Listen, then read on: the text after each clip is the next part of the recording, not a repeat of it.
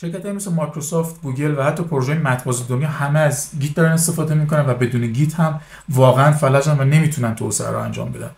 بهتون گفتم 95% شرکت‌های نرم افزاری واقعا دارن از گیت استفاده میکنن و اگر شما گیت رو بلد نباشید نمیتونید توی این شرکت‌ها در واقع کار بکنید. همونطور که گفتم گیت یک ابزار فقط نیست، یک طرز فکر، یک زبان همکاری بین برنامه‌نویساست که مهمه که اگر یاد بگیرید در توسعه نرم افزار رشد میکنید و میتونید حرفی برای گفتن داشته باشید در واقع. ببینید بچه‌ها، گیت با شناسایی دیولپرها از خیلی از دیولپرها به این موضوع توجه نمی‌کنن متاسفانه. من توی این 17 سالی که کار نرم افزار انجام دادم خیلی دوستانی رو دیدم که در حوزه تخصصی خودشون خیلی جلوان و کارشون خوبه، اما ایرادی که وجود داره اینه که گیت رو مسلط نیستن و گیت رو به خوبی تمام تکنیک‌ها و تاکتیک‌های گیت رو بلد نیستن.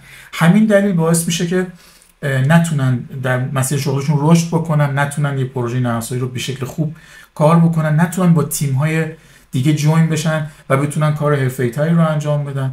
و از همه سمت مهمتر بچه‌ها بحث اعتماد به نفسه. توی گیت شما فرض بکنید که وارد یه شرکتی میشید که میخواید تو اون شرکت کار کنید.